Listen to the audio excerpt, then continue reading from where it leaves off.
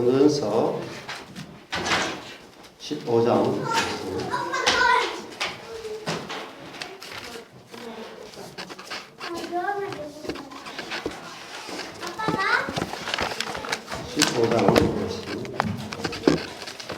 12절부터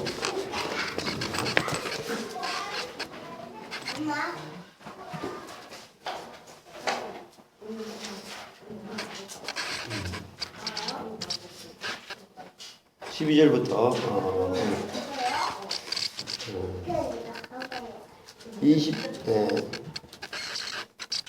25절까지 같이 보겠습니다.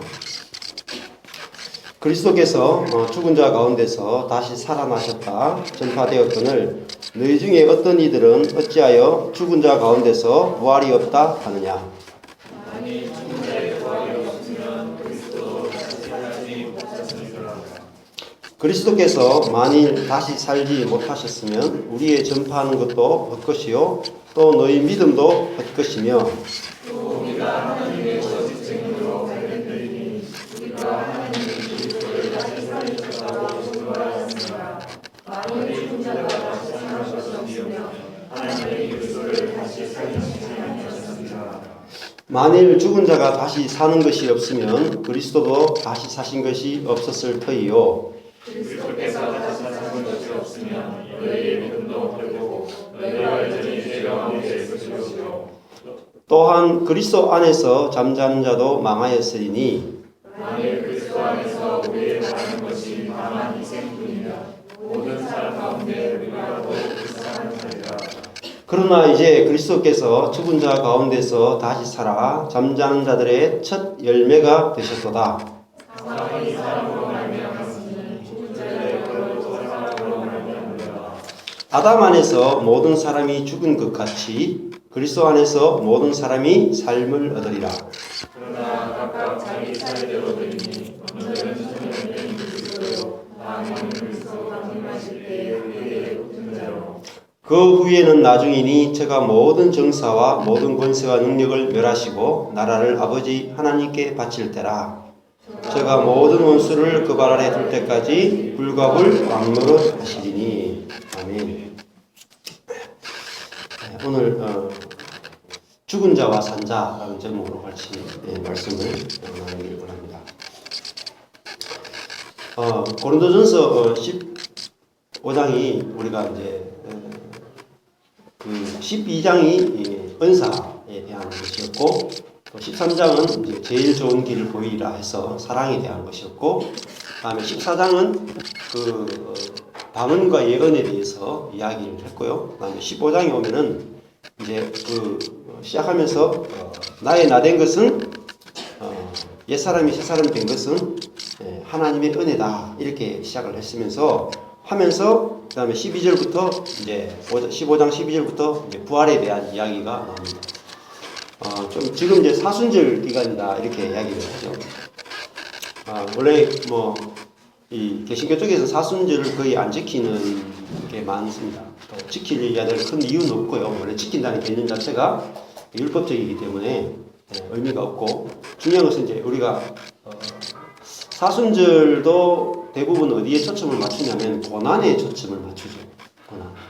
예수님의 고난. 또 예수님이 우리의 죄를 용서하기 위해서 또 사해주기 위해서 십자가에 죽으셨다라는 그것에 이제 집중해서 사순절을 대부분 다 보냅니다. 그런데 사순절 지내놓고 나도 별로 이제 나한테 남아있는 건 별로 없어요. 왜냐하면은 그것이 이제 내 사건이 아니고 예수님한테만 일어난 사건이기 때문에 나한테는 실제가 되지 못합니다. 그래서 예수님을 믿는다는 것은 예수님과 내가 연합하여 하나가 되는 세계라고 할 수 있습니다. 그래서 예수님의 죽으심이 나의 죽음이 되고 예수님의 부활하심이 나의 부활이 되는 이것이 참 신앙이고 또 이것 안에서만 그 모든 신앙이 내게 실제가 되어지기 시작합니다. 그래서 오늘 이제 고린도전서 15장을 하면서 김세윤 교수의 그 고린도전서 강해라는 책을 보면은 신학자들이 고린도전서 15장에 대해서 일치된 견해가 없어요. 자, 일치된 견해가 없다는 말은 무슨 말이겠습니까? 굉장히 어렵다는 거죠. 굉장히 어렵다. 아마 성경의 장중에 그래도 IVP 출판사에서 성경 난해 해설 사전인가 이렇게 나왔어요. 이렇게 몇 권짜리. 아마 고린도전서 15장이 꼭 들어갈 거예요. 그만큼 그 어려운 게 고린도전서 15장입니다. 자, 왜냐하면은 그 김세윤 교수도 자신이 고린도전서 15장을 풀면서 왔다 갔다 헤매. 그만큼 어려워요. 그 세계적인 석학이라 그래도. 왜냐하면은 아직까지 기독교가 복음 자체가 완전하게 드러나고 완전히 꽃이 안 폈다. 중세 종교개혁에서 밝혀진 부분은 한 부분밖에 못 밝혔어요. 그래서 김세윤 교수도 그 고린도전서 강의에서 뭐라고 말했냐니까 우리는 이제 그 구원이라 그러면은 아주 단편적으로 생각합니다. 구원 그러면은 자, 내가 예수님을 믿고 내 죄가 용서받고 사함받고 죽어서 천국 가는 거, 이걸 구원이라 그래요. 그런데 김세윤 교수가 구원이란 무엇인가라는 책을 보면은 구원은 그렇게 단편적으로 말할 수 없다는 거예요. 그리고 사실은 그 설명은 심각한 문제를 안고 있습니다. 자, 내가 죄가 용서받고 구원받아서 천당 간다라는 것은 어떤 심각한 문제를 가지고 있냐면은 내가 변화된 적이 없어요. 자, 죄인인 내가 변형된 적이 없이 죄인이 죄 용서만 받고 천당 가는 쪽으로 생각한단 말이에요. 여기에 심각한 문제가 기독교 복음에 심각한 문제가 들어 있습니다. 자, 그래서 내 자신이 그리스도와 함께 죽고 그리스도와 함께 부활하는 이 복음이 없단 말이죠. 그러니까 죽음이 없단 말이에요. 죽음이. 그래서 예수와 함께 죽는, 십자가에 죽는다는 것이 왜 죽어야 되는지에 대해서 설명을 못해요. 아직까지 기독교가 제대로. 그래서 김세현 교수도 구원이란 무엇인가라는 책에서 보면은 구원이라는 말 자체를 다각도로 설명을 해요. 왜냐하면은 너무나 왜곡되어 있기 때문에. 그래서 구원이라는 말 자체를 이렇게 설명합니다. 구원이라는 말을 다른 말로 바꾸면 의롭게 되는 거. 그리고 또 다른 말 하면은 하나님과 화목하는 거. 또 다른 말 하면은 입양되는 거. 입양. 하나님의 자녀로 입양되는 것. 이렇게 표현합니다. 또 하나님의 영광을 얻는 것. 또 새롭게 창조되는 것. 새로운 피조물이 되는 것. 또 그 다음에 하나님의 신성에 참여하는 것. 또 영원한 생명, 신적 생명을 얻는 것. 이렇게 또 그리스도의 형상으로 우리가 변형되는 것. 이렇게 표현합니다. 그러니까 구원이라는 말이 우리는 내가 자아가 죄 용서받고 이 자아가 천당 간다 이런 개념을 갖고 있는데 성경에서 말하는 구원은 그런 개념이 아니에요. 뭐냐면 우리가 죄를 짓기 때문에 죄인이 아니라 죄인이기 때문에 죄를 짓는다 그러잖아요. 그러면은 죄인이기 때문에 죄를 짓는 그 죄인이 예수와 함께 십자가에 죽어야지 새롭게 태어난 그 사람이 천국에 들어가는 것입니다. 그러니까 우리의 자아가 죄 용서받고 천국 가는 개념은 상당히 캐톨릭적이고 굉장히 심각한 문제를 안고 있습니다. 그래서 오늘 고린도전서 15장이 지금까지 해석되지 않았던 근본적인 이유가 있다 하면 뭐냐면은 부활이 무엇인지에 대해서 이해를 못하는 거예요. 자, 그래서 우리는 지금까지 부활이 뭐냐 이렇게 말하면 딱 한 가지밖에 없었죠. 부활이 뭡니까?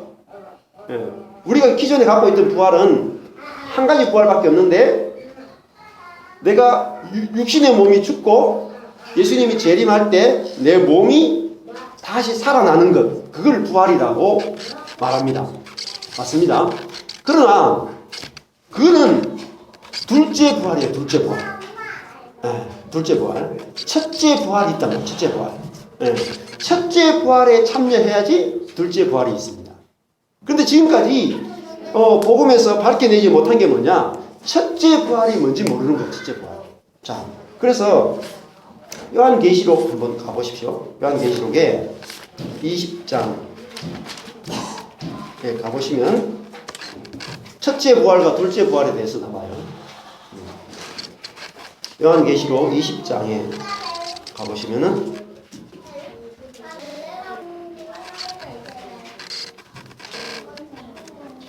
20장 5절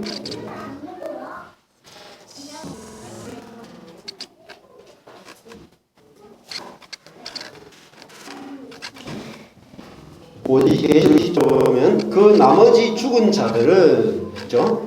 자 여기 보면은 여기도 죽은 자들이 있어요. 자 죽은 자들을 했을 때 우리는 몸이 죽은 자들이라고만 생각을 해요.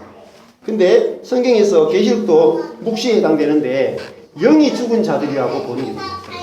그러니까 죽은 자들은 그 천년이 차기까지 살지 못한다. 천년이 이 천년왕국이죠. 예, 천년왕국입니다. 그러니까 천년이라는 말은 이 엄청나게 많은 이런 것이에요. 셀 수 없는 것입니다. 그러니까 이 천년왕국이라는 말은 예수님이 초림, 예수님이 이 땅에 오셨을 때부터 시작해서 재림까지 전체를 천년왕국이라고 불러요. 근데 이 천년왕국에는 어떤 일이 있냐면은 첫째 부활이라고 그랬거든요. 예, 이 첫째 부활 안에 6절 보면 이 첫째 부활 안에 참여하는 자들은 복이 있고 거룩하다 이렇게 말했어요.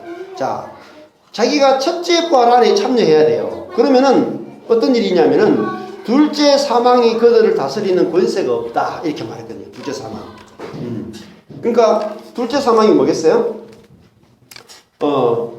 육신적인 사망이 있고 둘째 사망이라는 영적인 사망이란 말이죠. 그러니까 우리가 이 첫째 부활이라고 하는 것은 예수님과 함께 죽고 예수님과 함께 부활하는 걸 첫째 부활이라고 한단 말이에요. 그러니까 이 부활의 첫째 부활이 무엇인지 알아야 된단 말이에요. 그 사람은 첫째 부활에 참여한 자는 어떻게 되냐면은 둘째 사망이 그들을 다스리는 권세가 없어요. 그러니까 사망에서 우리가 벗어나는 겁니다. 그러니까 이 둘째 사망은 뭐겠어요? 죄와 사망의 권세에서 우리가 벗어난단 말이에요. 도리어 그들이 하나님과 그리스도의 제사장이 되어 천년 동안 그리스도로 더불어 왕노릇한다. 자, 부활한 자들만이 그리스도와 더불어 함께 왕노릇한다. 이렇게 돼 있어요. 그러니까 우리가 부활하지 못하면 첫째 부활에 참여하지 못하면 뭘 못합니까? 왕노릇할 수 없다는 거예요. 왕노릇할 수 없다. 그래서 우리가 왕노릇해야 된다. 이렇게 말을 합니다. 자, 20절에도 보면은 20장 12절 계시록 20장 12절을 보면은 또 내가 보니 죽은 자들이 물온대소하고 그 보좌 앞에 섰는데 책들이 펴있고 또 다른 책이 펴졌으니 곧 생명책이라. 죽은 자들이 자기 행위를 따라 책들에 기록된 대로 심판을 받으니 이렇게 했어요. 자, 요한계시록을 읽으면서 이단에 왜 많이 빠진다고 하세요? 한국 교회도 이단에 늘 넘어지는 게 이 요한계시록 20장에 나오는 이야기입니다. 자, 왜 넘어지냐면 보세요. 20장 12절에 어떤 자가 나옵니까? 첫 번째 시작할 때 또 내가 보니 어떤 자들이요? 죽은 자들이 나오죠. 이 죽은 자들이 네크로스, 육체적으로 죽은 자들이 아니에요. 사실 영적으로 죽어 있는 자랍니다. 영적으로. 그러니까 물은 대소하고 그 보좌 앞에 섰는데, 자, 이게 보통 이제 그 하얀 보좌에서 다스린다 그래서 위에 보면 20장 11절에 내가 크고 흰 보좌와 그 위에 앉으신, 그냥 흰 보좌에 앉으신, 이걸 보통은 백보좌 심판 이렇게 그래요. 아주 이름 자체가 하얀 보좌에서 다 이제 심판하신다 그래서 백보좌 심판 이렇게 해요. 이 단어를 많이 쓰는데 이거를 보통 이렇게 해석합니다. 우리가 예수를 영접하면은 뭐가 없습니까? 심판이 없죠. 그런데 두 번째 심판은 있다는 거예요. 예수 믿는 사람도 받는 심판이 있어요. 그거를 백보좌 심판이라고 그래요. 그죠? 그러니까 죽은 자들을 어떻게 해석했냐니까 12절에 죽은 자들이니까 예수 믿는 사람도 죽고 예수 안 믿는 사람도 죽죠. 맞습니까?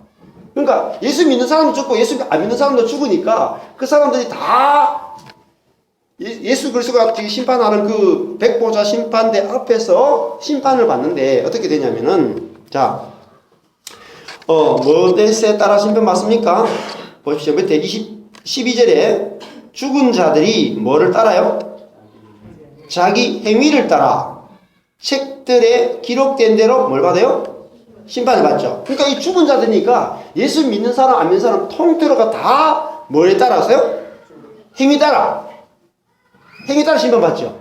그래서 많은 신학자들이 야, 예수 믿는 사람도 이제 행위를 따라서 심판을 받는다 이렇게 해석해가지고 그러면 사람들이 어떻게 살아야 됩니까? 예수 믿는 사람들이 11조도 해야 되고 주일성수도 해야 되고 헌신도 해야 되고 봉사도 해야 되고 거기 따라서 심판이 있다 이렇게 설명을 합니다. 그런데 틀렸습니다. 이 본문을 가지고 삼일교회 송태근 목사님이 이렇게 해석을 했어요. 여기 죽은 자들 네크로스라는 말은 예수를 믿지 않는 사람을 말합니다. 영적으로 죽은 사람. 그러니까 이 백보자 심판은 누구에게 심판하는 거예요? 예? 죽은 자들이 심판받죠. 살아있는 자들이 심판 안 받잖아요. 맞죠? 예수를 우리가 믿게 되면 죽은 자입니까? 산 자입니까? 예수를 믿는 자는 예수의 생명이 왔기 때문에 예수의 생명으로 살기 때문에 그 사람들을 산 자라고 부른다는 거예요. 그러니까 여기서 죽은 자들은 뭘 따라요? 행위를 따라 책들에 기록된 대로 심판을 받습니다. 자, 여기 행위도 우리가 생각하는 행위와 달라요. 자, 여기서 성경에서 말하는 행위는 뭐냐면은 자기의 지혜와 자기의 능력에 따라서 살아가는 자기 의존적인 행위를 말합니다. 선했느냐 악했느냐가 아니에요. 그런 행위가 아니라 자, 선악과를 먹고 자기가 선은 악을 선택해서 행하는 행위를 자기 행위라고 합니다. 그러니까 죽은 자들은 자기 행위에 따라 심판을 받아요. 다른 말 해볼까요? 이런 겁니다. 이게 실제란 말이죠. 자, 평상시에 선행을 많이 하는 사람들이 있습니다. 많이 하는 사람, 자기가 또 정의롭게 사는 사람. 자, 우리가 사회적으로 거짓말 안 하고 막 회사에서도 정의롭게 하는 사람이 있어요. 자, 그런 사람은 옆에 사람이 부정부패를 저지르면 어때요? 예? 옳잖아, 힘들어요. 저도 신대원 다닐 때 제가 컨닝 안 하려고 엄청 노력했거든요. 어쩔 수 없이 막 컨닝 하게 되더라, 조금씩. 손에 막 적어놓고 이렇게 하게 되더라고. 근데 그 정도는 모르겠는데 아예 막 뺏기는 거 있잖아요. 아예. 그렇게 보니까 어때요? 내가 그 사람들보다 조금 더 선하기 때문에 어때요? 제 마음이 그 사람들 보면서 막 정죄가 막 일어나죠. 그죠? 그러니까 자기 행위 따라 심판을 받는다는 의미는 자기가 의롭다고 생각하는 사람은 다른 사람을 향하여 미움과 정죄가 끊임없이 속에서 올라오는 거예요. 그게 뭡니까? 그게 둘째 사망, 불못이란 20장 14절에 보면 불못이다, 불못. 우리가 불에 들어가서 엄청난 고통을 당하는 거예요, 고통. 그래서 송태근 그 목사님이 이렇게 딱 하니까 사람들이 다 은혜 받는 거예요. 어때요? 우리가 이제 행위를 따라 심판하는 세계가 있습니까? 없습니까? 없어요. 그건 죽은 자들, 즉 예수 그리스도를 영접하지 않고 자기의 행위를 따라 살아가는 자들이 받는 심판이란 말이에요. 근데 우리는 이제는 우리의 행위로 사는 것이 아니라 예수 그리스도가 우리 속에 살기 때문에 우리에게는 그 심판이 없단 말이에요. 그래서 우리가 얼마나 자유한가 이렇게 이야기했단 말이죠. 그래서 여기 보면은 죽은 자들이 나오죠. 13절에도 바다가 그 가운데서 죽은 자들을 내어주고 이렇게 말해요. 죽은 자. 그래서 이 요한계시록에도 보면은 산자와 죽은 자 이렇게 나와요. 부활한 자를, 첫째 부활에 참여한 자를 산자, 또 참여하지 못한 자를 죽은 자라고 표현합니다. 다시 앞에 가볼까요? 계시록 앞부분에 가보세요. 자, 계시록 3장에 가보십시오. 계시록 3장에 1절, 2절, 1절 한번 보십시오. 사대교회의 사자에게 편지하기를 하나님의 7영과 7별을 가진 이가 가라사대 내가 네 행위를 아노니 네가 뭐예요? 살았다 하는 이름은 가졌으나 이게 누구예요? 성도죠. 그러니까 성도를 뭐라고 불러요? 성경에서는 산자 이렇게 부른다고 산자. 네? 그러나 뭐라 그래요? 죽은 자로다. 이게 죽은 자가 원어로 헬라어로 네크로스예요. 죽은 자. 오늘 고린도전서 15장 12절에 죽은 자 가운데서가 뭐냐면 네크로스예요. 그러니까 살았다라는 이름을 가진 자, 이름은 뭐죠? 그리스도인이죠. 그리스도인. 그런데 실상은 죽은 자란 말이에요. 즉 다른 말 하면은 자기 속에서 뭐가 안 나옵니까? 생명이 안 나온단 말이에요. 생명.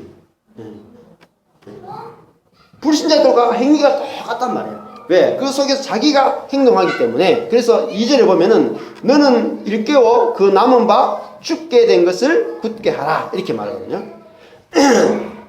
자, 그래서 죽었다 살았다가 단순히 육체적으로 죽었다 살았다라는 것이 아니라는 것을 알 수가 있습니다. 자, 그 다음에 이 에베소서도 보십시오. 에베소서 우리가 너무 잘 알죠. 에베소서 2장으로 가보십시오. 에베소서 2장 1절에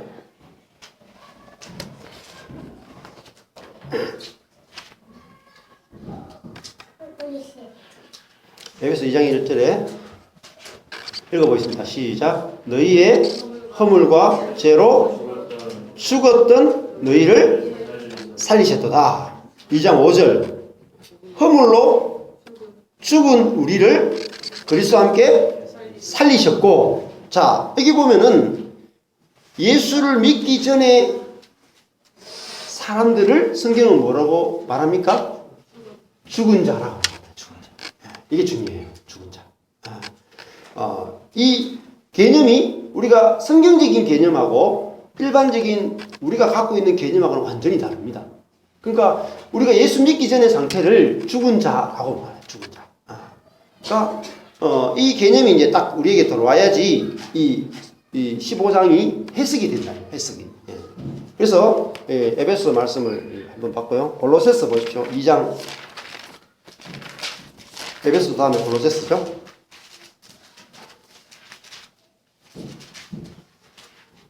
골로새서 2장 13절. 중요한 구절입니다. 골로새서 2장 13절. 예.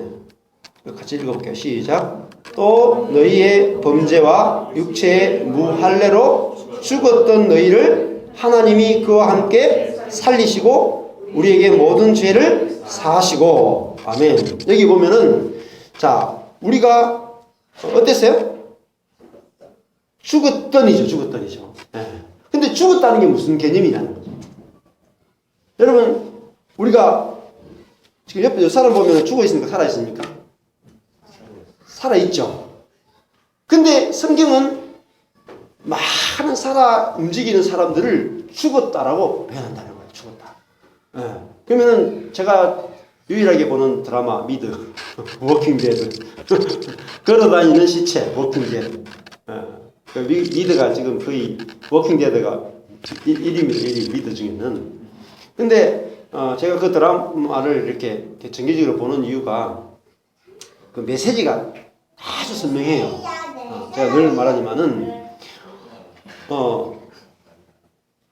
그 바이러스가 이렇게 퍼지거든요. 갑자기 실험실에서 실험하다가 바이러스가 딱 퍼졌는데 그 바이러스가 사람 몸에 전 인류에게 다 들어가요. 그러면 어떻게 되냐면 사람이 죽으면 어떻게 되냐면은 안 죽어. 죽자마자 바이러스가 몸에서 확 기생해가지고 팍 일어나가지고 좀비처럼 다니는 거야. 좀비처럼. 그러다가 거기 욕구는 딱 하나밖에 없어요. 좀비들은 걸어다니면서 욕구는 하나 뭐냐면은 산 사람을 먹는 거예요. 배가 고파가지고. 그러니까 다른 사람을 죽이고자 하는 욕망밖에 없어요. 그래서 워킹 데드, 살아있는, 걸어다니는 살아있는 시체라고 말합니다.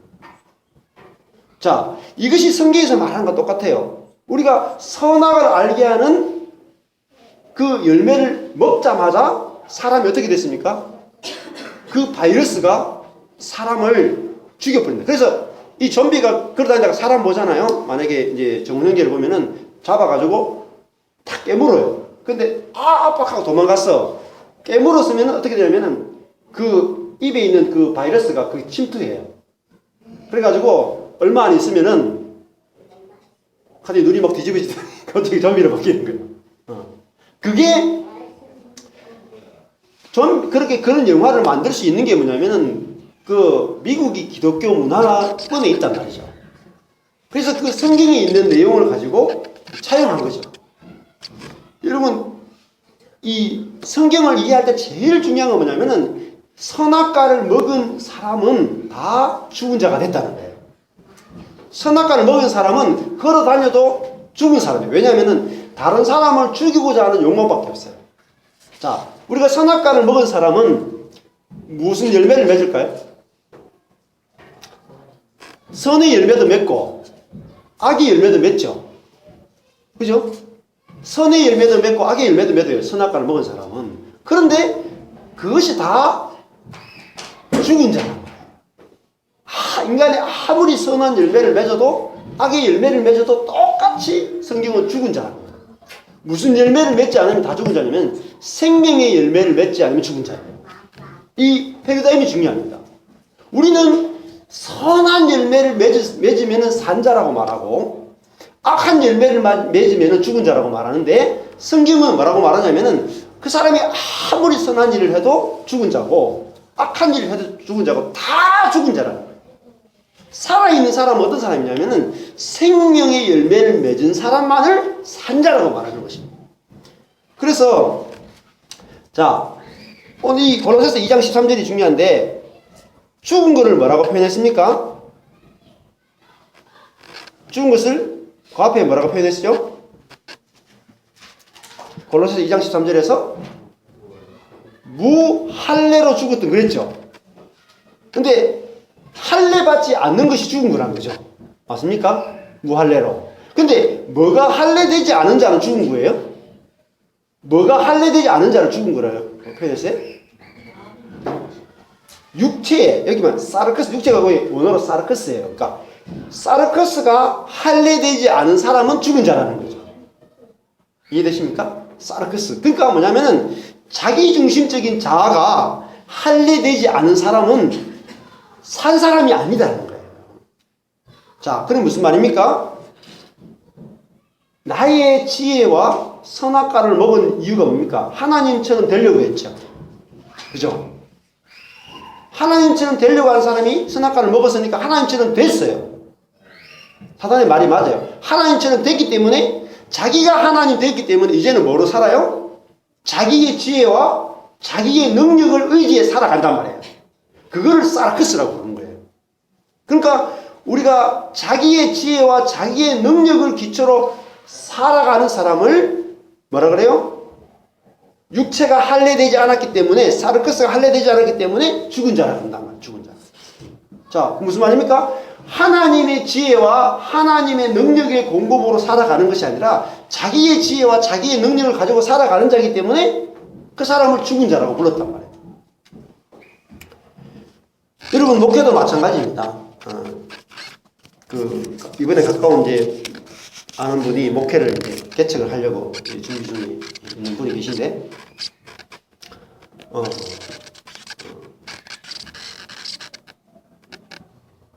내가 개척하는 겁니까? 주님이 개척 시키는 겁니까? 내가 개척하는 거 아니거든요. 성경은.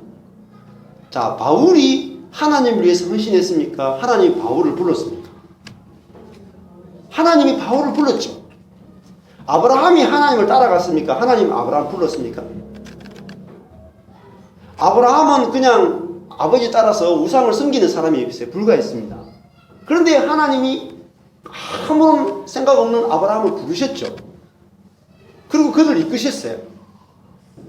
바울도 마찬가지예요. 바울도 다메섹으로 예수 믿는 사람을 죽이려고 하는데 그를 주님께서 부르셨단 말이에요. 자, 우리가 부름받아야 돼요. 부름받아 나스님 하잖아요. 내가 주님을 섬기려고 하면 안 된단 말이에요. 주님이 나를 불러줬다는 사실 알아야 돼. 예. 그러면은 인생이 다르게 보입니다. 자, 내가 주님이 나를 불렀으면 부를 때는 어떤 목적을 가지고 부를 거란 말이에요. 부르신 분의 목적이 있단 말이에요. 그죠? 부르신 분의 목적이시면 나는 그 부르신 분의 목적을 따라 살아가는 존재단 말이에요. 그런데 우리는 대부분의 예수님을 영접할 때 내가 예수님을 영접해요. 아닙니다. 내가 예수님 영접하는 게 아니고 주님이 나를 건져내시는 거예요. 부르신단 말이에요. 우리는 대상일 뿐입니다. 여러분, 육체의 무할례라는 말은 나의 힘과 나의 지혜를 가지고 살아가는 사람을 죽은 자다 이렇게 말해요. 워킹 데드로 돌아가면은 제가 늘 몇 번 이야기했던 것처럼 워킹 데드에는 두 종류가 사람이 등장해요. 한 종류는 좀비.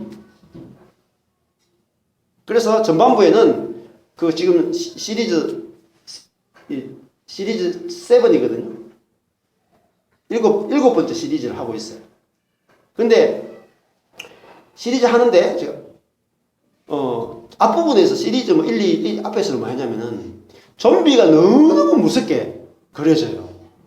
막 사람들이 좀비 피해가 막 돌아다니고 온 지구가 완전히 막 난리에 좀비 피해가지고 막 사람들이 막 사람 보면은 막 다 물어가지고 좀비 만들고 죽이니까. 근데 막 도망다니는데 그 좀비보다 더 무서운 사람이 나타났어. 누구냐면 살아있는 사람. 좀비는 아무것도 아니에요. 좀비는 그냥 이렇게 다니다가 이 문이 있으면은 뚫고 못 들어오거든요. 이렇게 벽을 이렇게 못 뚫고 들어오는데 막 사람들이 무정부 상태가 되니까 어떻게 되냐면 살아있는 사람들이 이제 자기가 살아야 되잖아요. 그래서 하는 짓이 뭐냐면 좀비를 죽이는 게 아니고 좀비를 안 죽여요. 가만히 놔두고 누굴 죽이냐면 살아있는 사람이 살아있는 사람을 죽여요. 그래서 이 영화가 뭘 이야기하냐면은 좀비는 무서운 게 아니다 이제. 누가 무서우냐? 살아있는 사람이 무서운 거예요. 살아있는 사람. 왜? 살아있는 사람이 어떤 상황 속에 집어넣으니까 좀비보다 더 무섭더라는 거예요. 여러분, 우리도 마찬가지예요. 우리가 어떤 상황이 안 됐기 때문에 우리 속에 있는 그런 바이러스가 활동을 안 할 뿐이지.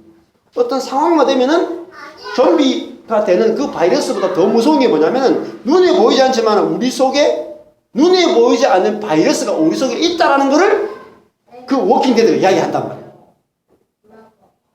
그러니까 심오한 영화죠. 그래서 인간이란 누구인가를 질문을 던진단 말이에요. 그래서 인간은 다 죽은 존재구나 이렇게 성경은 선언을 하고 있다는 거죠. 자, 그래서 인간이 단순히 죄가 용서받음으로 구원이 안 됩니다. 어떻게 돼야 됩니까? 죄가 용서되는 게 아니라 인간이 먼저 바이러스가 침투해 있는 이 인간이 죄로 지배를 당하는 우리가 어떻게 돼요? 죽어야 돼요. 죽어야 돼요. 그래서 십자가는 내가 그리스도와 함께 십자가에 못 박혔나니라고 나온단 말이에요. 내가 그리스도와 함께 십자가에 못 박혔나니 그 첫 번째 내가가 뭐냐면은 선악의 지식에 오염되어 있는 물든 그 내가 죽어야 된단 말이에요. 그래서 고린도서 15장에서 예수께서 죽은 자 가운데서 살아나셨다라는 말은 무슨 말입니까? 이겁니다. 모든 사람이 죽은 자예요. 예수님 빼고는 다 죽은 자라는 거예요. 모든 사람이 다 죽었다. 그런데 누구만 살아났어요? 예수만 살아있는 거예요. 예수 빼고는 다 죽은 자라는 거예요. 다 죽은 자. 예수 혼자 사신 분이에요. 자, 이것도 예수 혼자 사셨다라는 말은 개념을 잘 생각하세요. 자, 이게 무슨 말이냐면 로마서 6장으로 가보십시오. 로마서 6장에 가보면은 죽었다 살았다라는 개념을 우리가 보셔야 되겠죠.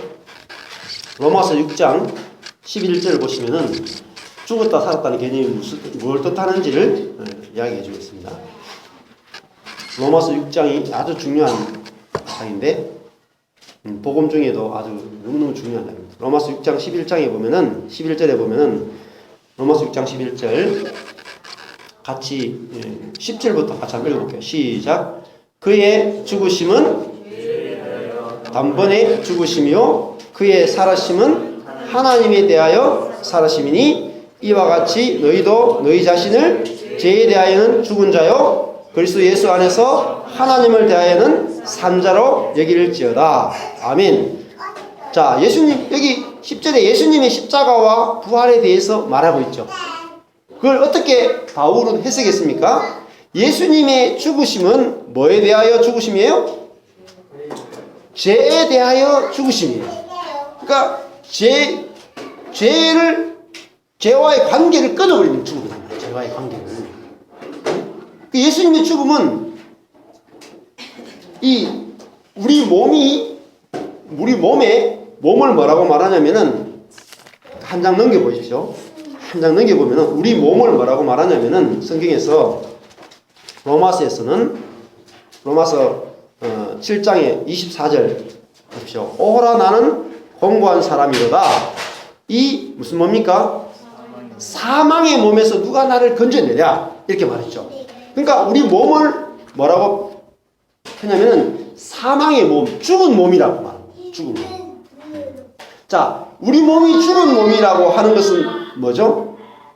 자, 죽었다는 말은 다시 보십시오. 로마서 6장 10절에 보면은, 자, 11절에 보면은 이걸 바꿔볼게요. 죄에 대하여는 우리가 부모로부터 태어나면은 죄에 대하여는 어떤 사람입니까? 처음에 태어나면 우리가 죄에 대하여는 그렇죠. 살은 자요. 그리스도 예수 안에서 하나님을 대하여는 어떤 자입니까? 예? 죽은 자죠. 죽은 자. 이게 중요한 개념입니다. 자, 우리가 처음에 부모로부터 딱 태어나면 어떤 사람이냐면은 죄와의 관계에서는 막 살아있어. 그 죄하고 연합되어 있단 말이에요. 그런 존재로 태어난단 말이에요. 그런데 하나님에 대해서는요, 전혀 관계없는 자란 말이에요. 그런데 내가 예수를 믿게 되면은 어떻게 돼요? 반대가 되죠. 죄와의 관계가 완전히 끝나버리고 죄에 대해서는 죽고 하나님에 대해서 살아있는 자가 된단 말이에요. 자, 이것이 살아있는 자, 이게 부활입니다. 산자라는 말은 하나님에 대하여 부활한 자다. 부활한 자.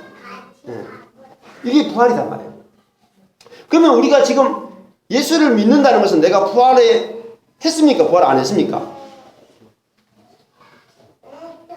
예? 우리가 부활을 했죠. 하나님에 대해서 죽었던 자가 하나님에 대해서 산 자가 됐잖아요. 그러니까 우리는 부활했단 말이에요. 그게 첫째 부활이단 말이에요. 우리가 부활했단 말이에요. 이 개념이 우리에게 정확하게 들어와야 돼요. 자, 로마서 아까 전에 7장 24절인가 사망의 몸에서 누가 나를 건져내라 그랬죠. 그 말은 무슨 말이냐면은 당시에 로마 형벌이 사람을 사형시킬 때 시체하고 살아있는 사람의 몸을 이렇게 묶었다 그랬잖아요. 그러면은 이 시체 안에 있는 그 사람이 딱 죽자마자 어떤 일이 벌어지냐면은 우리 몸에서 우리 정상적인 사람은 병균하고 백혈구하고 같이 있잖아요. 같이 있다가 그래서 백혈구가 병균을 지금 이기고 있는 상태예요. 근데 우리가 딱 죽자마자 어떤 일이 벌어지냐면은 피가 안 돌죠. 그러면 백혈구가 죽었단 말이에요. 백혈구가 죽어버리면 어떻게 돼요? 우리 몸에 있는 병균이 폭발적으로 증식하게 됩니다. 그러니까 우리 몸을 완전히 그냥 해체를 해버려요. 썩게 만들고 해체시켜버리거든요. 그게 죽음이라는 거예요. 그것처럼 우리 몸 자체가 태어날 때에 죄의 몸으로 태어난다는 거예요. 사망의 몸으로 태어난다는 거예요. 그런데 이제 예수 그리스도와 연합됨으로 말미암아 우리가 예수 그리스도의 그 생명을 공급받는 몸으로 바뀌는 것을 이제 부활이다 이렇게 표현을 합니다. 그래서 우리가 고린도서 15장 22절을 한번 중요한 말씀인데 중요한 구절인데 한번 읽어보십시오. 시작. 아담 안에서 모든 사람이 죽은 것 같이 그리스도 안에서 모든 사람이 삶을 얻으리라. 아멘. 여러분 그리스도 안에서 우리가 어렵다 함을 받고 그리스도 안에서 구원을 받고 우리는 그리스도 안에 살고 있어요. 자, 그리스도 안에서라는 말의 반대말은 뭘까요? 그리스도 안에서. 또 이제 초등학생들 많이 나올 겁니다. 그리스도 안에서 예? 그리스도 안에서 반대말은 그리스도 밖에서. 그렇죠. 그게 초등학생이 지금 답이죠. 근데 성경 본문에 뭐라 그랬어요? 예? 아담 안에서입니다. 이 그리스도 지금까지 성경을 저와 여러분이 읽으면서 신약은 딱 두 단어로 해석된다 그랬죠. 내가 그리스도 안에 들어가고 그리스도가 내 안에 들어가고 in Christ 그러죠. 내가 그리스도 안에 in Christ 그리스도 안에 들어가는 거하고 또 그리스도가 내 안에 내주하시는 거 이것이 신약 전체 핵심이에요. 그런데 내가 그리스도 안에 들어간다는 말은 내가 어디 안에서 어디로 들어가는 겁니까? 그렇죠. 그럼 내가 처음에 어디 안에 있었다는 거예요? 아담 안에 있었다는 거예요. 아담 안에. 아담 안에 있었다는 거예요. 근데 아담 안에서 에크 나오는 거예요. 다 에이스 어디 들어가요? 그리스도 안으로. 에이스 들어가서 그리스도 안에 내주하고 있는 거예요. 그러면 어떤 일이 벌어집니까? 자, 내가 시체하고 살다가 시체하고 끊어져 가지고 나와서 이제는 생명이신 그리스도와 연합되어서 살아가는 것, 이거를 구원이다 한다. 자, 그러면 이것이 왜 우리에게 복음이 되겠습니까? 내가 시체하고 살 때 이거를 죽은 자라고 하거든요. 아담 안에 살 때. 그러면 아담한테 있는 모든 것들이 나한테 온다는 거죠.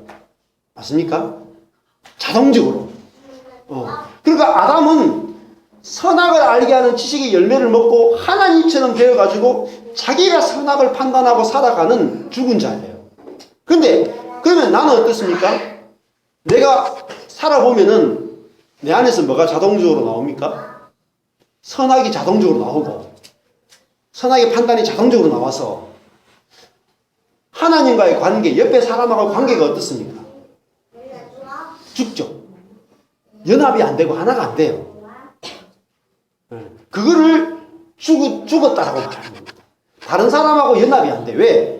늘 내가 하나님이 되어가지고 선악을 내가 판단하고 있기 때문에 두 사람이 다 그렇게 한단 말이에요. 그래서 그거를 죽은 자다 이렇게 말하는 거예요. 근데 이것이 복음입니다. 왜 복음이냐? 여러분, 죽은 자에 대해서는 어떤 일이 벌어집니까? 자, 이번에 이제 박근혜 대통령이 지금 구치소에 들어가 계시죠? 네. 들어갈 때 통곡을 했다는 이야기가 있습니다. 네. 제가 이렇게 화장실을 들고 다녀야 되는 분인데 구치소 화장실 들어가서 그 더러운 환경 속에 들어가려고 그러니까 어떻게 했어요? 그죠? 늘 올림머리를 해야 되는데 가면 올림머리 못 하잖아요. 네. 그리고 지금 법의 심판을 기다리고 있어요. 어제는 대통령인데 오늘은 구치소에 있어요. 얼마나 인생의 큰 실패입니까? 근데 박근혜 대통령이 구치소에 계시는데 만약에 돌아가셨다. 전 대통령이 돌아가셨다. 그럼 어떨까요? 사람들이. 네. 법적인 소송을 계속 할까요?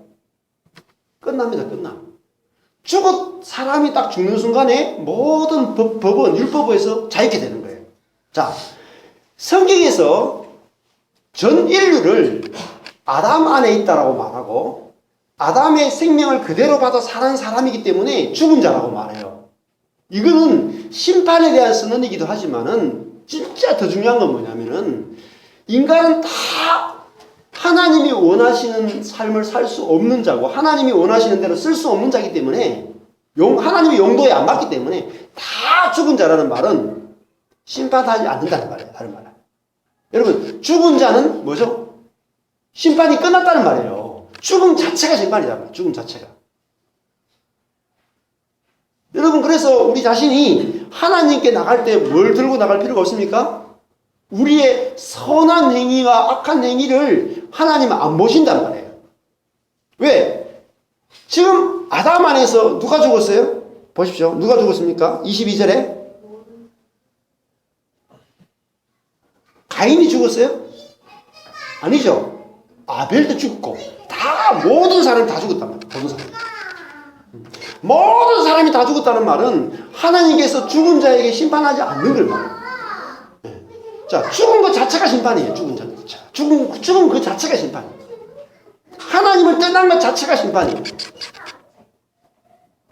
여러분, 이것이 심판으로 보여져야지, 내가 하나님을 떠나는 것 자체가 심판으로 보여야지 하나님께 딱 들어붙게 돼요. 그런데 아담 안에 있으니까 모든 사람이 자동적으로 죽은 것 같이 그리스도 안에서는 모든 사람이 어떻게 됩니까? 자동적으로. 자, 그리스도 안에서 몇 사람이 삶을 얻었습니까? 아니죠. 모든 사람이 생명을 얻는단 말이에요. 그래서 이게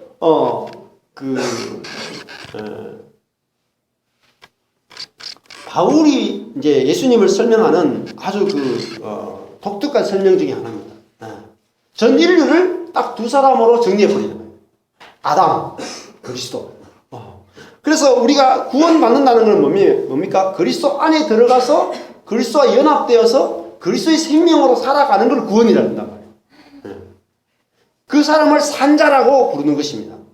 자, 그러면은 내가 부활됐는지 안 됐는지 또 그 실제가 나타난다 그러면은 또 죽은 자와 산 자가 어떤 차이가 있겠습니까? 자, 살아있다라고 하는 것은, 내가 살아있는 자라고 하는 것은 다른 말로 하면은 하나님이 원하시는 대로 내가 쓰임 받는 사람을 살아있는 사람이다. 근데 죽은 사람은 하나님이 원하시는 대로 쓸 수 없는 사람을 죽은 자다, 이렇게 말을 합니다. 왜냐면은 하나님이 사람을 만드셨잖아요. 창조주시잖아요. 그러면 하나님이 만드신 용도대로 써야지 산 사람이고, 하나님 원하신 용도대로 쓰지 못하면 죽은 사람이에요.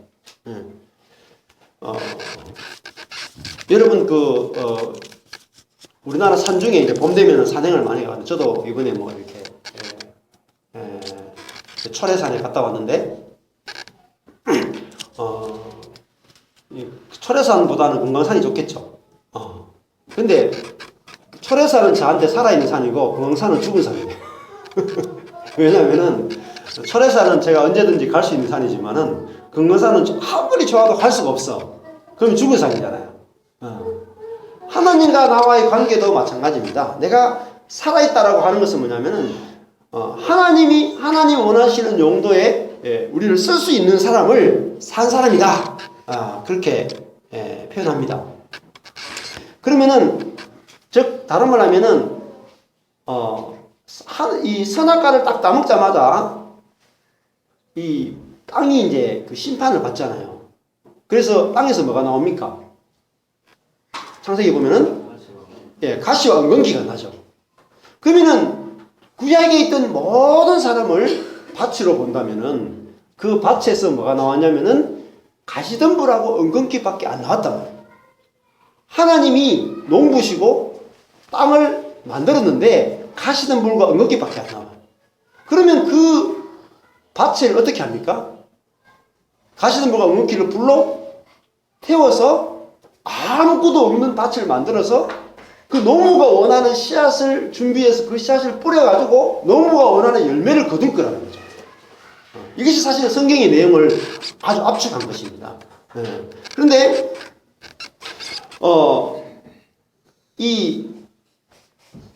우리는 이제 그런데 그 밭이 가시덤불과 은근기가 났다는 말은 어떤 의미냐면은 농부가 밭에 가보면은 이제 여러분 아무 열매가 없을까요? 지금 뭐 이렇게 놀리는 밭에도 가보면은 여러 가지가 자랍니다. 가만히 놔둬도 저희 밭에도 가보면 뽕나무도 자라고, 제가 뭐 작년에 이렇게 잠시 놔뒀는 딸기도 지금 막 이렇게 자라고 있고, 지금 파도 막 자라고, 또 제가 뭐 배추도 자라고 이렇게 막 자라요. 그런데 농부가 가가지고는 내한테는 거기 파나 뭐 다른 걸 다 하게 뭐가 되냐면은 죽은 것이 돼요.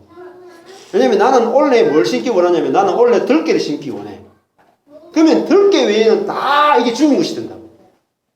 그래서 그거를 다 뽑아버리고 들깨만 딱 심는 것입니다. 그 들깨는 살아있는 것이고 나머지는 다 죽은 거예요. 그것처럼 우리가 하나님께서 우리를 당신이 원하는 것을 씨앗을 심기 위해서 인간을 창조했단 말이죠.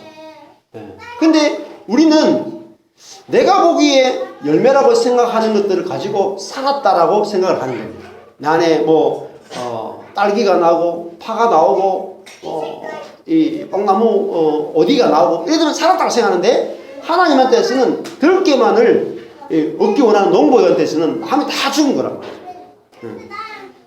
그래서 하나님께서 이 밭에 씨앗을 준비하셨습니다. 그 씨앗이 뭐냐면은 그리스도예요. 그리스도 산자 예수란 말이죠. 구약으로 보면은 하나님께서 아브라함을 부르십니다. 불러가지고 아브라함에게 씨를 주겠다라고 이야기를 하십니다. 그러니까 아브라함은 그 씨를 받기 위해서 그 75세에 부름받아서 100세까지 살게 됩니다. 근데 아브라함은 자기 속에서 나오는 어떤 열매를 하나님께 드리기를 원했어요.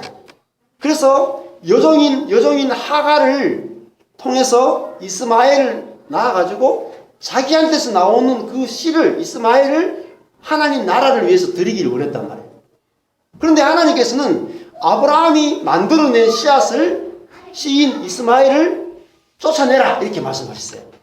이것이 성경에서 굉장히 중요한 비유입니다. 그리고 아브라함이 99세 때에 할례를 받으라 그러시죠. 너는 무할례자다. 그러면서 할례를 받아라. 그러면서 할례를 받자 1년 뒤에 이삭이 새로운 씨가 딱 나와요. 그래서 하나님 나라는 어디서부터 시작됐냐면은 이삭이라고 하는 새로운 씨앗으로부터 시작된 것을 하나님의 나라라 이렇게 부릅니다. 그러면 그 이삭이 누구냐면 예수 그리스도죠.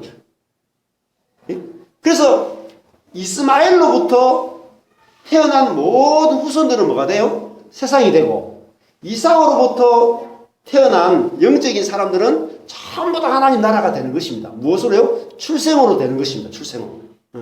그래서 지금 이 고린도서에서도 15장 22절에서 아담 안에서 모든 사람이 죽은 것 같이 그리스도 안에서 모든 사람이 생명을 얻는다는 말은 이스마엘 안에서 모든 사람이 죽은 것 같이 이삭 안에서 모든 사람이 생명을 얻는다는 말과 같은 말입니다.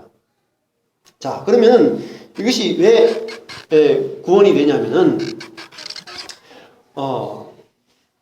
우리가 생각해 보면은 우리는 이 헬라 그 복음이 쓰여지던 당시도 그렇고 지금도 그렇고 헬라 문화권이거든요. 근데 헬라 문화는 뭐냐면은 사람은 이 죄에 물든 몸을 갖고 있기 때문에 이 죄가 끝나지 않기 때문에 이 몸이 죽어버리고 영이 하늘에 가서 영원히 산다라고 하는 개념을 가지고 있었단 말이에요. 그래서 우리 몸이 이 너무너무 이 좋지 않은 것이다 하고 해서 부정하고 영적인 세계, 이데아 세계를 추구했던 사람들이 바로 헬라 사람들입니다. 그런데 지금 바울은 뭐라고 말하냐면은 이 우리 몸을 벗을 몸이 아니고 우리 몸 자체가 죄의 몸이 예수 그리스도와 함께 죽어버리고 어떤 몸으로 부활하냐면은 이제 그리스도 안에 속해져서 그리스도의 몸이 된단 말이에요. 아까 전에 죄와 사망의 몸에서 누가 나를 건져내라 바로 그렇게 말했죠. 오호라 나는 공고한 자로다. 누가 나를 이 죄의 몸, 사망의 몸에서 건져내라 했는데 우리가 죄와 사망의 몸이 뭐로 바뀌냐면은 생명의 몸, 의의 몸으로 바뀐단 말이에요. 그거를 구원이라고 한단 말이에요. 여러분 이것이 가능하겠습니까? 당시에 이 복음을 전하니까 이렇게 말했어요. 오늘도 12절에 보십시오. 그리스도께서 죽은 자 가운데서 살아나셨다. 다시 살아나셨다. 전파되었거늘 너희 중에 어떤 이들은 어찌하여 죽은 자 가운데서 부활이 없다 하느냐. 어떻게 죽은 자가 어떻게 부활할 수 있느냐. 어떻게 사람이 사람 속에서 하나님의 생명과 하나님의 성품이 흘러나올 수 있느냐? 그건 불가능하다. 사람이 죽어야 되는 문제다. 죽고 나중에 천국 가야지, 저 이데아 세계에 가야지 사람이 신이 되지. 육신의 몸을 입고 있는 이 땅에서 부활의 세계는 없다. 이렇게 말합니다. 근데 바울은 아니다. 우리가 육신의 몸을 입고 있는 여기에 하나님이 말씀이 육신이 되어 우리 가운데 거하셨단 말이에요. 그래서 우리 인간의 몸을 뭐로 만들었습니까? 성전을 삼고 그리스도의 몸을 삼았단 말이에요. 그러니까 죄의 병기, 불의의 병기로 사용되던 몸이 의의 병기로 사용되는 건 구원을 한단 말이에요. 이게 부활이에요, 부활. 이게 놀라운, 세계사적으로도 너무너무 놀라운 사건입니다. 우리도 지금은 이렇게 생각하죠. 야, 사람은 안 된다. 응? 죄인이기 때문에 끝까지 죄인으로 살다가 죄 짓다가 용서만 받고 죽어서 천당 간다. 이 생각을 하는 거예요. 그게 헬라적인 생각이에요. 아니요. 지금 그것이 부활이 없다는 말이에요. 부활이 있다는 말은 무슨 말이냐면은 아담 안에 있던 사람이 이제 그리스도 안에 들어오게 돼가지고 뭘 얻게 됐습니까? 모든 사람이 뭘 얻었다 그래요? 삶을 얻으리라는 말은 생명을 얻는다는 말이에요. 어떤 생명입니까? 하나님의 생명, 신적 생명을 우리가 소유한 자가 된단 말이에요. 그래서 어떤 열매가 맺힙니까? 23절 가보십시오. 그러나 각기 자기 차례대로 되리니 먼저는 첫 열매인 그리스도요. 이렇게 말했죠. 그 다음에는 그리스도 강림하실 때 그에게 붙은 자요. 이렇게 했는데 강림도 파루시아인데 이 파루시아도 예수님의 오심이 재림만 있는 것이 아니라 그의 영으로 성령으로 오시는 것이 더 중요합니다. 예수님이 성령으로 오실 때 그와 함께 연합된 자가 뭐가 됩니까? 자, 첫 열매가 그리스도라고 그랬죠. 자, 그러면 첫 열매가 그리스도면 그 다음 열매는 뭐가 있습니까? 자, 첫 열매가 그리스도면 그 다음 열매가 뭐겠습니까? 그리스도죠. 잘 생각하셔야 돼요. 22절에 아담이 죄인 되니까 그 후손들이 다 뭐가 됐어요? 다 죄인 됐죠. 그러면 자, 그리스도가 하나님께 대해 산 자, 부활한 자가 됐어요. 그러면 그 다음에 사람들은 다 부활한 자가 되는 거예요. 다 부활한 자. 이걸 구원이라고 한단 말이에요. 그래서 김세인 교수도 이걸 이야기해. 이걸 이야기하는데 뭘 이야기하냐면은 이미 이루어져 있지만 우리가 신적 생명을 받았지만 이게 성취되는 것은 재림 때만 되고 지금은 그냥 과정에 불과하다. 이렇게까지만 이야기해. 그러면은 뭐가 되냐면은 실제로 성취 안 됐다는 것과 별 다른 게 없어. 실제에 가면. 재림 때만 되면은 우리 안에 실제가 없는 거야. 실제가. 우리가 이 영원한 생명 하나님의 생명을 받았다. 예수 믿으면 받았다 하는데 그 실제가 없단 말이에요. 그래서 막 이제 기독교가 헤매고 김세윤 교수도 나중에 뒤에 가면은 이 부분을 이렇게 설명을 못 한단 말이에요. 네. 그래서 자, 아담 안에서 죽었던 사람이 그리스도 안에서 이제 생명을 얻었죠. 얻었습니까? 안 얻었습니까? 얻었으면 예수님이 이 땅에 살았던 것처럼 우리도 그런 삶을 누릴 수 있습니까? 없습니까? 누릴 수 있다는 거예요. 누릴 수 있다는 거죠. 그거를 지금 이야기한단 말이에요. 그래서 우리가 이제 산자가 됐단 말이에요. 산자가. 죽은 자에서 부활해서 산자가 됐다. 이렇게 이야기합니다. 말씀을 이제 한번 쭉 보십시오. 13절부터 쭉 읽어가면서 정리하겠습니다. 만일 죽은 자의 부활이 없으면 그리스도도 다시 살지 못하셨으리라. 죽은 자가 살아나는 거. 그러면 이거 무슨 말입니까? 자, 그리스도가 부활하는 것도 죽은 자 가운데서 산자가 된 것처럼 예수님의 부활과 나의 부활이 뗄래야 뗄 수가 없다는 거예요. 절대로. 맞죠? 죽은 자가 부활이 없으면 그리스도가 부활하지 못했다. 그러면 내가 지금 첫째 부활에 참여하지 못하면 그리스도가 부활하지 못했다는 것과 똑같다는 말이잖아요. 맞습니까? 예. 내가 지금 부활에 참여하려고 노력하는 거 아니에요. 이미 이루어져 있단 말이죠. 내가 첫째 부활에 참여하지 않으면은 그리스도가 부활하지 못한 것과 똑같다. 14절 그리스도께서 만일 다시 살지 못하셨으면 우리의 전파하는 것도 헛것이고 너희 믿음도 헛것이며. 자, 우리가 전파하는 건 뭐겠어요? 부활을 전파하는 거죠. 예수의 부활. 또 나의 부활을 증거하는 거죠. 또 우리가 하나님의 거짓 증인으로 발견되리니 우리가 하나님이 그리스도를 다시 살리셨다고 증거하였습니다. 예, 이게 증거죠. 예, 하나님이 그리스도를 다시 살리셨다. 이 말은 나도 그리스도 안에서 산 자가 되었다라는 것을 같이 증거하는 거예요. 예, 만일 죽은 자가 다시 사는 것이 없으면 하나님이 그리스도를 다시 살리지 아니하셨으리라. 자, 그러니까 예수의 부활과 나의 부활이 연결되지 않는다면 예수의 부활은 의미가 없다는 거예요. 지금. 그래서 16절 만일 죽은 자가 다시 사는 것이 없으면 그리스도도 다시 사신 것이 없었을 테요. 계속 같은 말을 반복합니다. 그리스도께서 다시 사신 것이 없으면 너희 믿음도 헛되고 너희가 여전히 죄 가운데 있을 것이요. 자, 그러면 우리가 이제 죄 안에 있습니까? 죄 밖에 있습니까?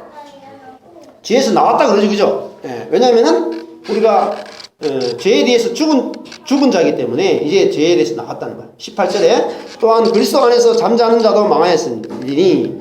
자, 그리스도 안에 들어가서 그리스도와 함께 죽었는데 내가 부활이 없으면은 그 망하는 것과 똑같단 말이에요. 아니, 그리스도 안에서 우리의 바라는 것이 다만 이 생뿐이면 했는데 이 생이 번역이 잘못됐습니다. 말하자면은 이 생명뿐이면입니다. 이 생명. 이 생이 아니에요. 이 땅에 있는 이 삶이 아니라 이 생명. 내가 아담으로 받았던 이 생명뿐이면 모든 사람 가운데 우리가 더 불쌍한 자다. 20절 그러나 이제 그리스도께서 죽은 자 가운데서 다시 살아 잠자는 자들의 첫 열매가 되셨다. 첫 열매가 중요합니다. 첫 열매는 그 다음에 똑같은 열매가 생긴다는 걸 보상하는 거예요. 똑같은 열매.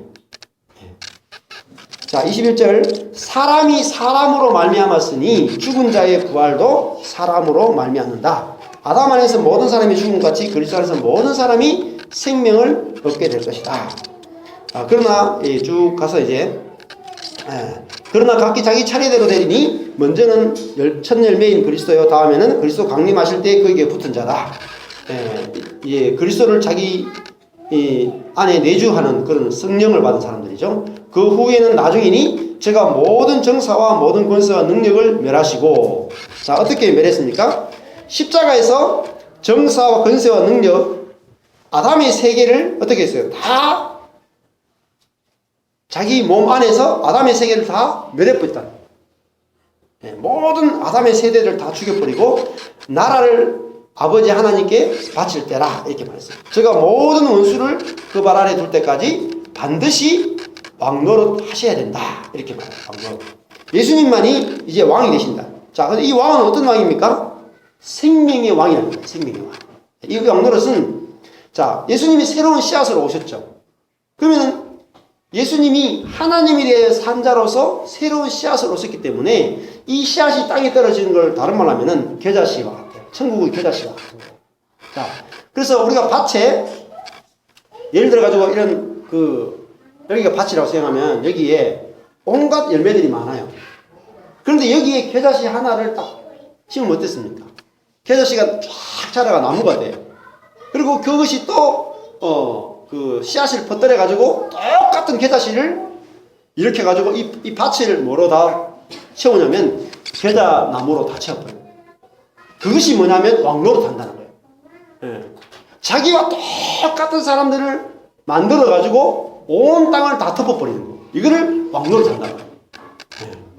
그래서 성경에서는 예수님이 우리를 뭐라고 부릅니까? 형제라 부르기를 부끄러워하지 않으시다. 왜? 자기와 똑같은 사람을 만들어낸단 말이에요. 자기와 똑같은 사람. 하나님에 대하여 산자를 만들어내셨다. 이 말씀을 마무리하겠습니다.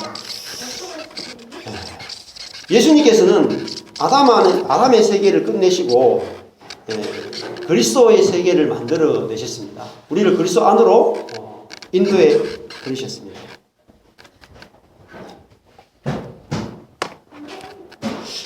모든 사람이 죽은 자라고 하는 것은 우리에게 참 복음이 됩니다. 왜냐하면 그것은 모든 사람을 밭으로 보는 것과 똑같은 개념입니다. 저도 이걸 참 보는 데까지 시간이 많이 걸렸어요. 여러분, 사람을 밭으로 보는가 아니면은 어떤 나무로 보는가에 따라서 달라집니다. 나무한테는 뭘 원하겠습니까? 열매를 원하죠. 그러니까 우리는 선악과를 먹었기 때문에 사람이 뭐로 보이냐면은 나무로 보인단 말이에요. 그래서 그 사람한테서 늘 악한 열매를 떼려고 하고 선한 열매를 많이 맺으려고 하는 그 선악의 세계를 살게 돼요. 그걸 행위의 세계라고 합니다. 행위의 세계. 어떤 사람을 볼 때 선하냐 악하냐를 가지고 보는 거예요. 근데 성경은 모든 사람이 다 죽었다는 말은 나무가 없다는 거죠. 밭과 같다는 거예요. 밭. 여러분, 밭은 나무는 다 다를 수 있어도 밭은 다 같습니다. 자, 나무는 바꿀 수가 없습니다. 나무는 늘 선악이라고 하는 딱 고정된 그것밖에 맺을 수가 없어요. 그런데 밭은 어떻습니까? 밭은 어제 땅콩을 심었으면은 오늘 땅콩을 먹고 땅콩을 뽑아버리고 오늘 고구마를 심으면은 내일 고구마를 먹습니다. 그죠? 그리고 내일 고구마를 먹고 다시 거기에 감자를 심으면 또 감자가 나요. 밭이라는 말은 거기에 무엇을 넣느냐에 엄청난 변화들이 나요. 열매가 완전히 달라진다. 여러분, 사람이 죽었다는 말은 밭과 같다는 말이에요. 다시 부활하면은 어떤 존재가 될지 모른다. 그래서 우리가 사람을 나무가 아니라 밭으로 보는 게 뭐냐면은 행위가 아니라 존재로 보는 것입니다. 여러분, 우리는 이게 잘 안 보여요. 어제 우리가 박근혜 전 대통령을 보더라도 우리는 박근혜 그러면은 영원히 안 바뀔 거라고 생각합니다. 박근혜로 살다가 박근혜로 죽을 거라고 생각하죠. 그게 뭐냐면 나무로 보는 시각이에요. 밭으로 본다는 것은 그 사람에게 문제가 없다는 거예요. 자, 밭이 가시덤불과 엉겅퀴를 내는 것은 누구의 문제예요? 밭의 문제가 아니고 가시덤불과 엉겅퀴를 심은 누군가가 있다는 거죠. 맞죠? 밭의 문제가 아니에요. 가시덤불과 엉겅퀴를 심은 나쁜 농부가 있단 말이에요. 나쁜 농부의 문제지 밭의 문제가 아니단 말이에요. 그러면 하나님이 인간에 대해서 너희는 다 죽은 자다, 너희는 하나님의 밭이다 라고 하는 것은 인간에게 책임을 돌리지 않으신다는 거예요. 하나님께서. 그래서 내가 밭이구나, 아담 안에서 죽었던 자였구나, 이걸 안다는 것은 우리에게 복음이 되죠. 그래서 어떤 사람을 보더라도 그 사람 안에 어제까지는 이런 땅콩밭이라도 오늘은 하나님이 그 사람에게 감자를 심으면 감자가 날 수 있구나 라는 것을 우리가 소망하는 것이죠. 그래서 지금까지 어떤 사람이라도 지금까지 아담을 심었기 때문에 아담이 나왔지만은 하나님이 그 사람 속에 그리스도를 심으면은 그리스도가 나올 거라고 하는 그것이 바로 복음입니다. 그래서 우리가 어떤 사람을 볼 때 매일매일 그 사람의 과거에 얽매이지 않고 볼 수 있는 것은 이게 하나님이 사람을 밭으로 보는구나 라고 알게 되면은 우리는 달라지게 돼요. 그리고 어떻습니까? 여러분, 내 자신을 보십시오. 내가 내 자신을 밭으로 보는 눈이 열려야 돼요. 내 자신이 이렇게 변형될 거라고 여러분 믿어집니까? 믿어지지 않는, 내가 진짜 내 안에서 그리스도의 성품과 그리스도의 생명이 맺어질까 안 맺어질까 이 고민하는 이유는 뭐냐면은 내가 밭이라고 생각 안 하는 거예요. 내가 나무라고 생각하는 거예요. 그래서 내가 그 그리스도의 성품과 그리스도의 생명을 맺어야 되는, 애써서 맺어야 되는 그런 나무라고 생각하기 때문에 내가 내 자신에 대해서 꼼짝을 못하는 거예요. 꼼짝을. 과거에 나의 얽매인단 말이에요. 아닙니다. 하나님은 농부고 우리는 밭이에요. 하나님이 나에게서 가시덤불과 엉기를 뽑아버리고 나에게 그리스도를 심고 성령을 심으면은 그날로부터 성령이 맺히고 그날로부터 예수가 맺힌단 말이에요. 그렇기 때문에 이 복음을 우리가 깨닫게 되면은 모든 사람에 대해서 우리가 기대를 가질 수 있고 모든 사람에 대해서 긍정할 수 있는 것입니다. 내 자신에 대해서 달라져요. 우리가 배우자에 대해서 다르게 볼 수 있다. 아, 밭이구나. 심는 것에 따라 나누는구나. 그래서 이스라엘 백성들을 애굽에서 건져내서 어디로 넣었습니까? 가나안 땅에 넣죠. 그죠? 가나안 땅을 뭐라고 부르냐면 그리스도입니다. 가나안 땅. 그 가나안 땅이 천국이고 그 가나안 땅이 누구죠? 성도인 내란 말이에요. 성전이다. 성전. 여러분 내 몸이 가나안 땅이에요. 그 가나안 땅에는 하나님이 은혜를 내리면은 포도가 무거워서 들 수 없을 정도의 그런 포도송이가 나왔단 말이에요. 그 말은 무슨 말입니까? 우리 자신이 처음에는 애굽 땅이었는데 이제는 우리가 가나안 땅으로 바뀌었다는 거예요. 하나님이 심는 것에 따라 나올 수 있는 그런 존재로 신약의 시대는 가나안이 실제가 되는 시대란 말이에요. 하나님의 나라가 우리가 들어오게 했단 말이에요. 그래서 김세인 교수도 뭐라고 표현하냐면 이제 우리가 예수를 믿는 것은 하나님과 같이 되었다고. 원래 아담이 선악과를 따먹을 때 하나님처럼 되고 싶었잖아요. 그런데 예수를 믿는 것은 우리가 이제는 예수라고 하는 씨앗을 받아서 내 안에서 예수 씨앗이 자라서 예수가 내 안에 나무예요. 나무. 그래서 우리가 그 하나님처럼 되는 게 뭐냐? 그게 구원이다. 이렇게 말해요. 표현은 너무너무 잘해. 너무너무 정확해. 근데 뭐냐면 그게 실제로 안 믿어지거든요. 마지막 날에 재림 때만 이루어질 거라고 믿는단 말이에요. 김세영 교수가. 너무너무 안타까워. 아니에요. 현재 예수님 초림 때부터 그건 이루어진 거예요. 그리고 그것이 점점 확대되어 간다. 그래서 우리가 이 소망이 없으면은 이걸 소망이라 그래요. 영광의 소망. 여러분 우리가 성도를 바라볼 때, 내 자신을 바라볼 때, 성도를 바라볼 때, 우리 자녀를 바라볼 때 소망이 있어요. 무슨 소망입니까? 우리 아이가 우리 아이 속에 그리스도라고 하는 씨앗이 떨어져서 그리스도의 생명이 자라고 성령의 열매가 맺히고 하나님의 성품에 참여하는 하나님을 나타내는 영광의 그릇으로 쓰일 것에 대한 소망이 우리 속에 있어요. 그 아이가 지금은 가시덤불과 엉겅퀴를 낸다 할지라도 내 자신이 지금은 가시덤불과 엉겅퀴가 보인다 할지라도 하나님이 이삭이라고 하는 씨앗을 준비하고 예수라고 하는 씨앗을 준비해서 열매를 내신 것처럼 우리에게도 그렇게 하실 거라는 것을 우리가 소망하고 서로 그 소망 가운데서 만나고 교제할 수 있기를 주님을 축원합니다. 기도하겠습니다.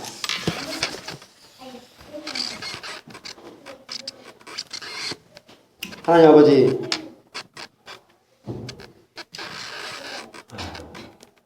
우리가 아담 안에서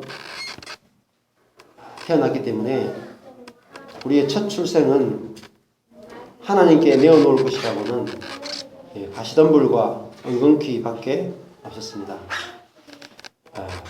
그러나 우리가 이제 그리스도 안에서 거듭나고 하늘로부터 태어남으로 말미암아 우리가 하나님이 원하시는 그런 성령의 열매를 맺을 수 있는 그런 사람으로 우리를 새롭게 창조하고 지어주셔서 감사합니다.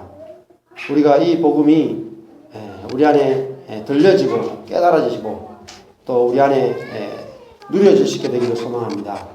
밭은 아무것도 안 해도 아담 안에서 저절로 가시덤불과 엉겅퀴를 낸 것처럼 밭은 가만히 있기만 해도 하나님께서 농부가 되셔서 예수를 심어서 예수를 수확하는 그 일을 이미 하고 계시는 것을 우리가 다 볼 수 있도록 우리의 눈을 열어주시기를 소망합니다. 지금은 우리 주 예수 그리스도의 은혜와 하나님의 사랑하심과 성령님의 교통하심이 하나님이 일하시는 것을 보고 안식과 만족을 누리기를 소망하는 모든 성도들 머리 위에 영원토록 함께 하실지어다. 아멘.